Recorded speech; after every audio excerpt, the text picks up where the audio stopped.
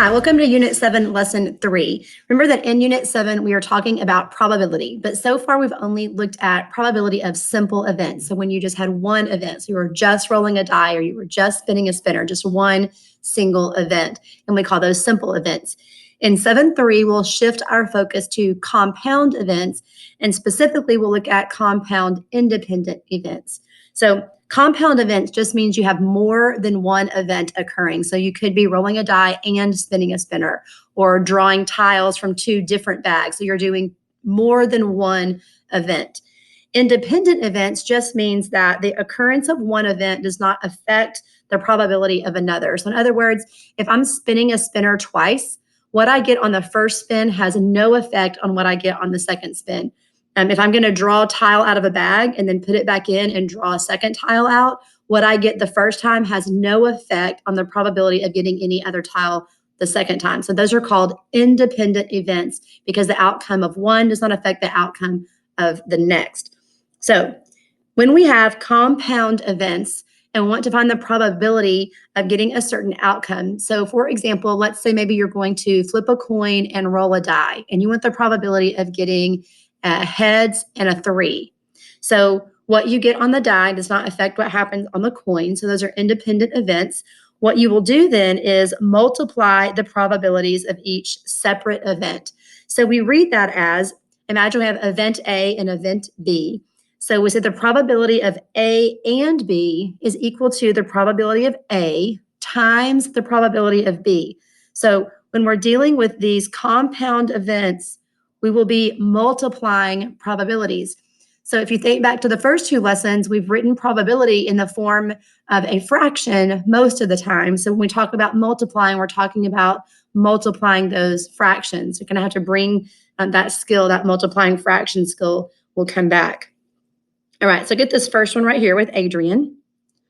So it says Adrian has 2 bags of cookies. Bag number 1 contains 4 chocolate chip cookies, 3 oatmeal cookies, and 2 peanut butter cookies. Bag number 2 contains 6 chocolate chip cookies, 2 oatmeal cookies, and 4 peanut butter cookies. Adrian will randomly select 1 cookie from each bag. What is the probability that Adrian will select a chocolate chip cookie from each bag? So again, this is 2 different bags. So what I get from one bag has no effect on what I get from the other bag. So these are independent events. And we want the probability of getting a chocolate chip cookie from each bag. So we want the probability of getting chocolate and then chocolate again, or chocolate chip. So we want the probability of A times the probability of B. Well, in bag 1, we have 4 chocolate chip cookies plus 3 oatmeal cookies, that's 7, plus 2 peanut butter cookies, that's 9. So a total of 9 cookies, 4 of them are chocolate chip. So we have a 4 out of 9, or a probability of 4 out of 9 of getting a chocolate chip cookie from the first bag. Now we're going to multiply that times the probability of getting a chocolate chip cookie from bag 2, which contains 6 chocolate chip cookies plus 2 oatmeal cookies, that's 8, plus 4 peanut butter cookies, that's 12. So a total of 12 cookies, and 6 of them are chocolate chip. Now we could go ahead and multiply top times top, bottom times bottom, but remember we can also simplify, which will help us have easier numbers to deal with. I'm going to simplify 6 over 12. 6 goes into itself once and into 12 twice, so 6 over 12 becomes 1/2. You can also simplify diagonally if you want. If that confuses things for you, don't worry about that. But we could simplify the 2 and the 4 diagonally from each other. I could say 2 goes into itself once and 2 goes into 4 twice, and then I could multiply. If that confuses you, then don't worry about that. I'm going to come over here and just show you what that would look like. So right now we're at 4 over 9 times 1 over 2. So I could say 2 goes into itself once, 2 goes into 4 twice, and now I do top times top, so 2 times 1, and bottom times bottom, so 9 times 1, and there's my answer. I'm going to show you we get the same thing the other way as well. So if I come back to what we had originally and I don't simplify diagonally, I would say 4 times 1 is 4, and 9 times 2 is 18, and that can be simplified because 2 goes into both of those. So we'll simplify by 2 over 2. and 2 goes into 4 twice, and 2 goes into 18 9 times, and you see that we still get a probability of 2 out of 9. So the probability that you would select a chocolate chip cookie from both bags is 2 out of 9. So in other words, if you were to select a cookie from bag 1 and select a cookie from bag 2, if you did that experiment 9 times, you would expect to get a chocolate chip cookie on both draws 2 of those times. Okay, we're going to skip that bottom one for right now and come back up here to the top. This one says a bag contains 5 red marbles, 8 blue marbles, 3 green marbles, and 4 orange marbles. A marble will be drawn from the bag and replaced 100 times. What is a reasonable prediction for the number of times a red or blue marble will be drawn? Okay, so we want red or blue, and a reasonable number of times that we'll get red or blue if we draw 100 times. So let's first look at the probability of getting red or blue.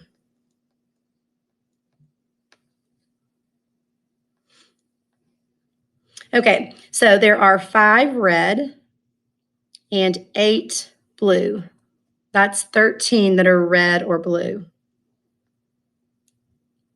Okay, and then if we want to look at total marbles, 5 plus 8 is 13, plus 3 green is 16, plus 4 orange is 20. So the probability of drawing red or blue is 13 out of 20, but this wanted us to make a reasonable prediction if we were to do that 100 times. Well, probability is proportional. So we would say, well, if I would get red or blue 13 out of 20 times, then how many times would I get red or blue if I drew 100 times? Well, 20 times 5 is 100. So I would have to do 13 times 5. That's one way to do it.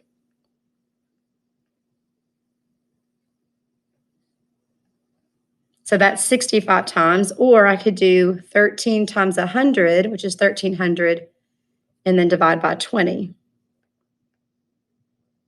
And 20 goes into 136 times. Drop the 0, 20 goes into 100 5 times. So I would expect to get red or blue 65 times out of the 100 draws. Okay, next example.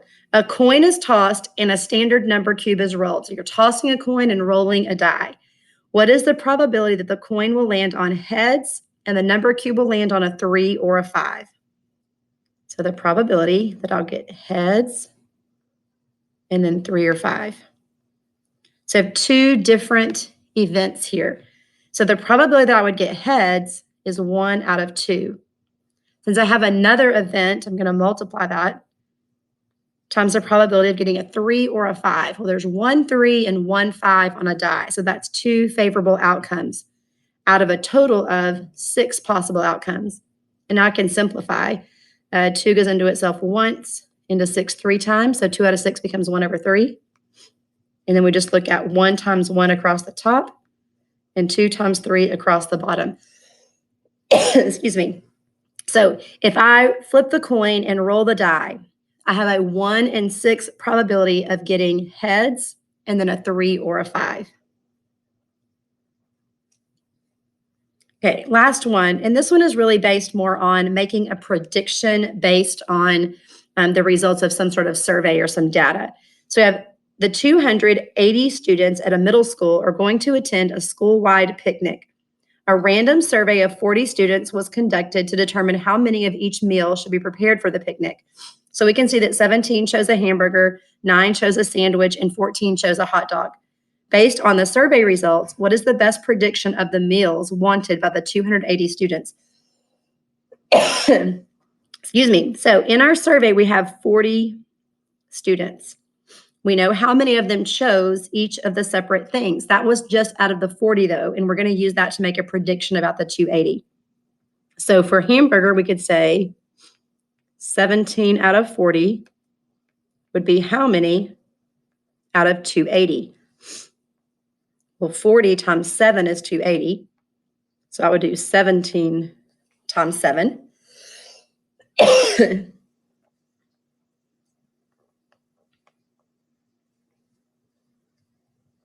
And 7 times 1 is 7, plus 4 is 11, so that's 119.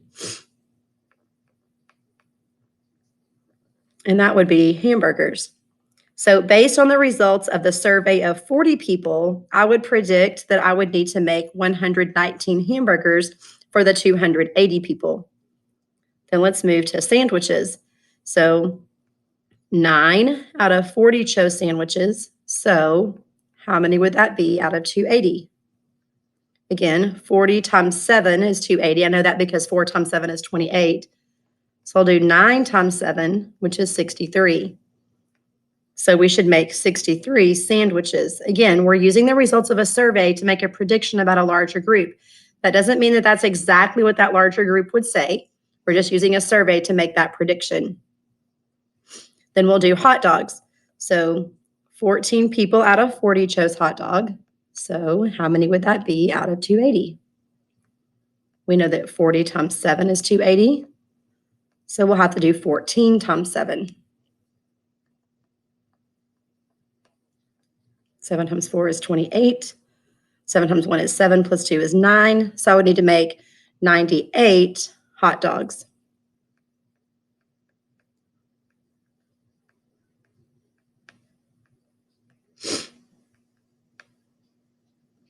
So again, that's related to probability because the survey is really allowing us to use probability to make a prediction about a larger group. We do that all the time, where we take a survey of a small group, we call that a sample. We use that to make a prediction about a larger group because oftentimes it's hard to get the responses or the opinions of a huge group, but we could get the opinions of a small group and then use that group to make predictions. So that's how restaurants decide how much of different food choices to order. They base that on their previous sales, their previous data. And so that's exactly what we were doing here. Again, we were just setting that up as a proportional relationship. We were saying if this many out of 40, then how many would that be out of 280? And that is it for compound independent events. Remember, again, if you're trying to find the probability of multiple events, then you simply multiply the probability of each separate event. And that's it for Unit 7, Lesson 3. If you'd like to see some additional examples or you have some questions, please ask those. If you're ready for the skill check to be open, I'm happy to do that. Bye. See you later. Have a great day.